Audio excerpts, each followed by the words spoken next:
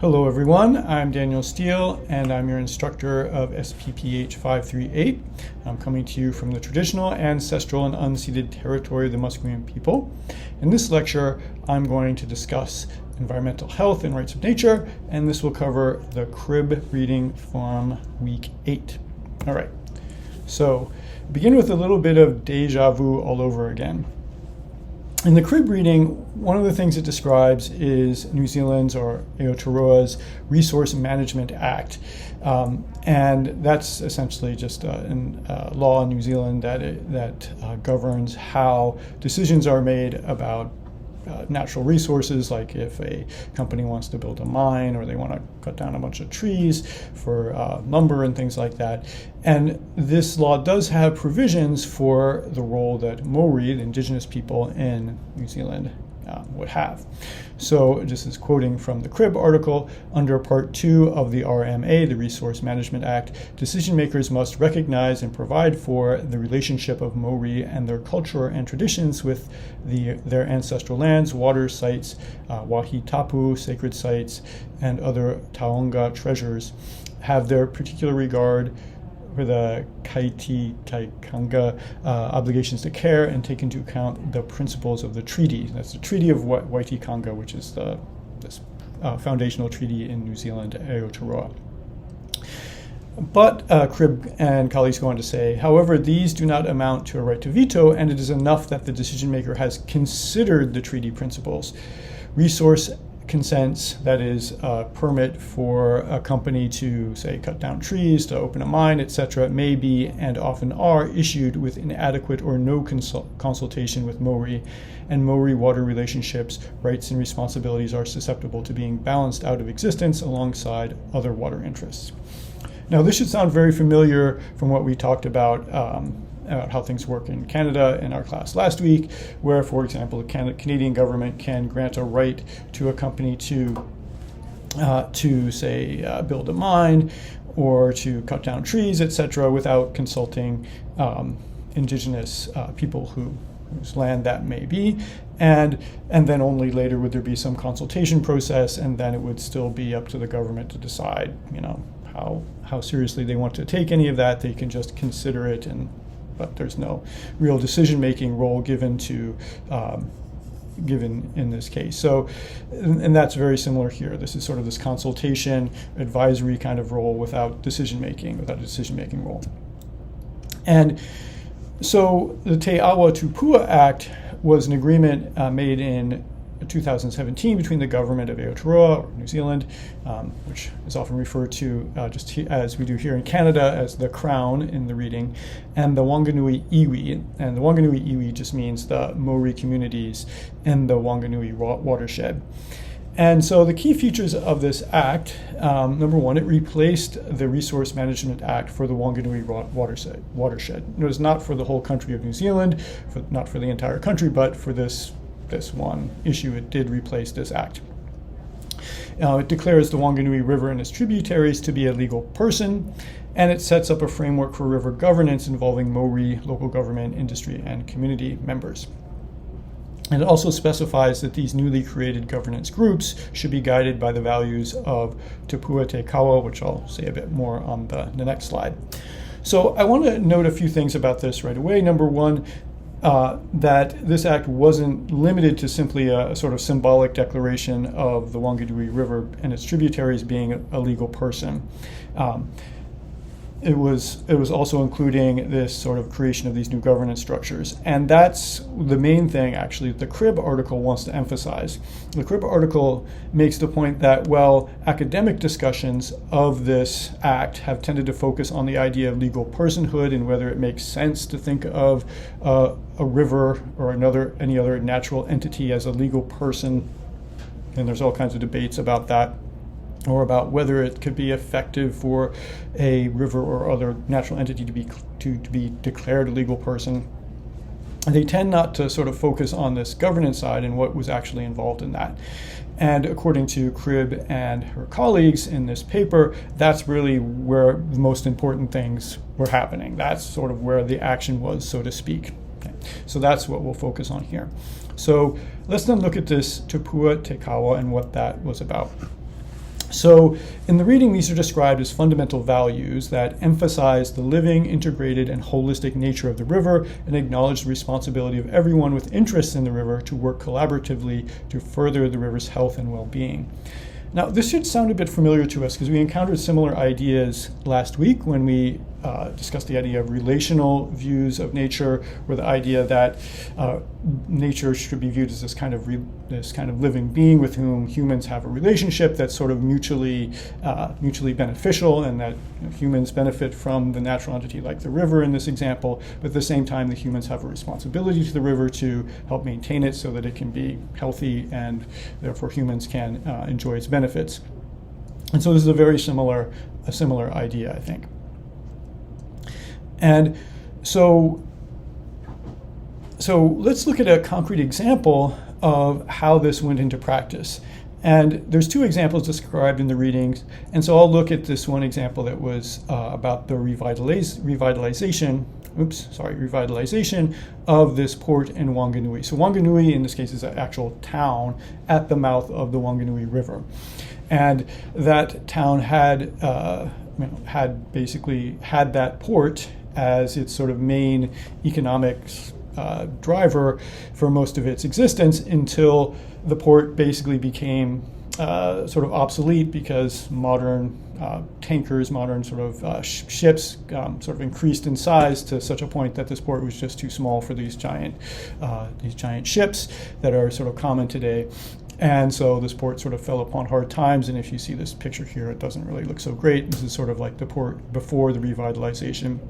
If you'd like to learn a little bit more about what it looks like now after this project that's described in the reading has sort of made some progress, you can click that link there. But here what I want to focus on is the process. So this revitalization happened after 2017, and therefore happened under the framework of the Te Awa Tupua Act.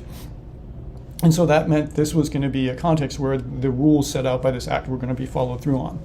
And so one of the things the article emphasizes is that at the beginning, all the people who were involved, and that would be Maori leadership from the Whanganui watershed, from also people from the government of this town, Whanganui, and business leaders and just other community members who were interested in the process, that everyone who's going to be involved in this decision-making process sort of had some training about this new act, the Te Awa Tupua Act, and sort of the basic concepts, and they all sort of agreed on these things before they started.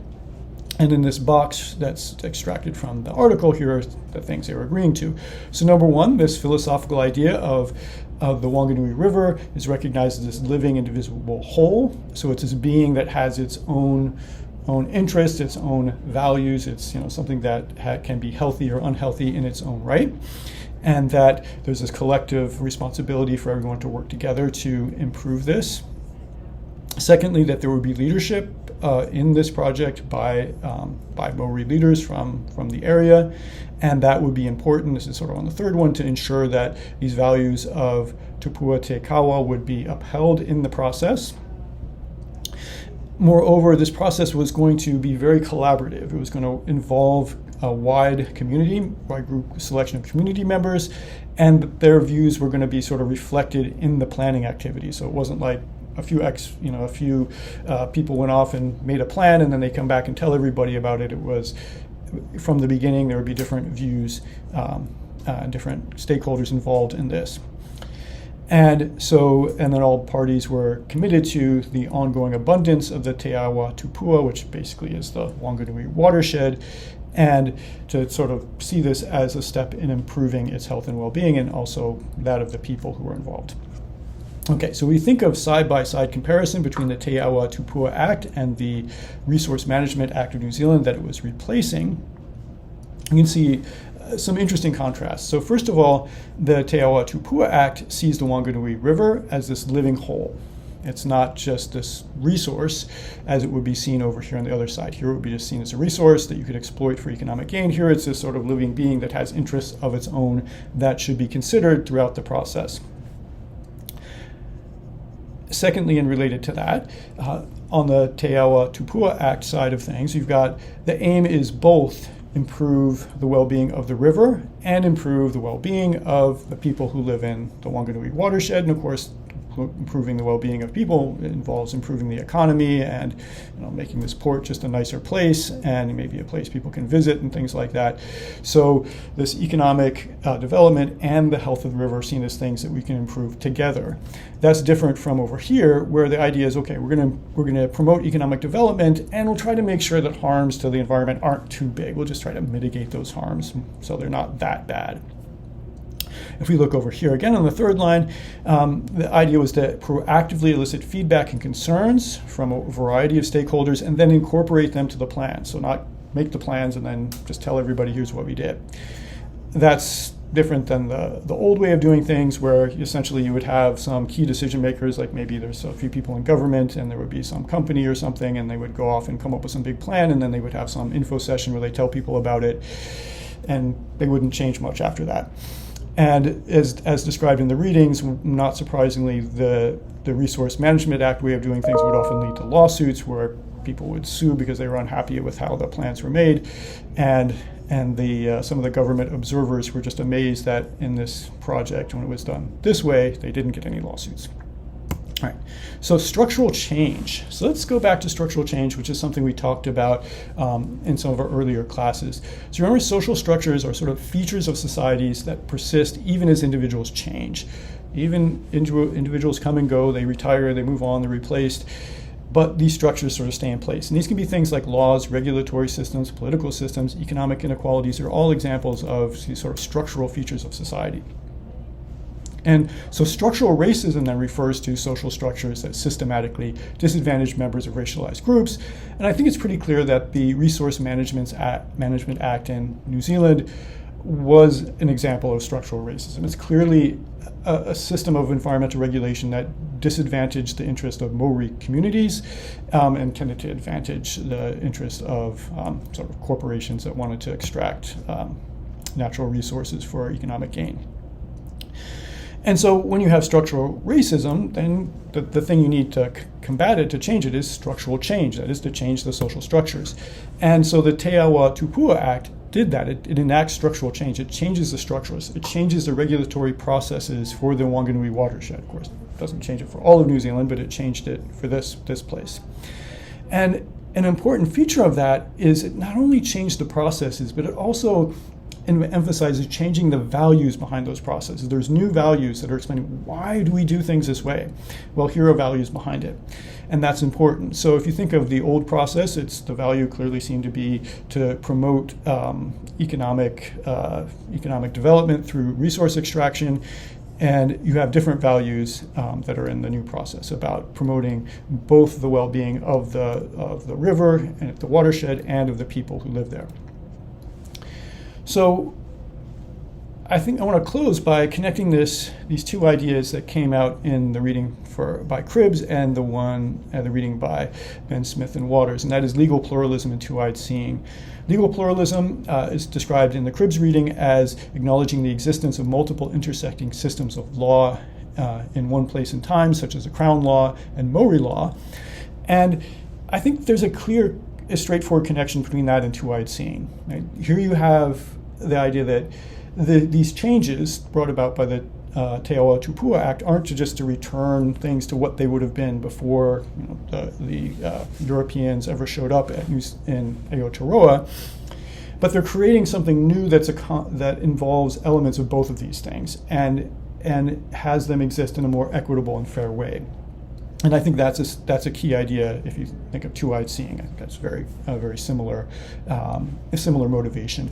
So I'll close with that, and I think there'll be lots to talk about with this reading and case in class. So I'll see you soon. Bye-bye.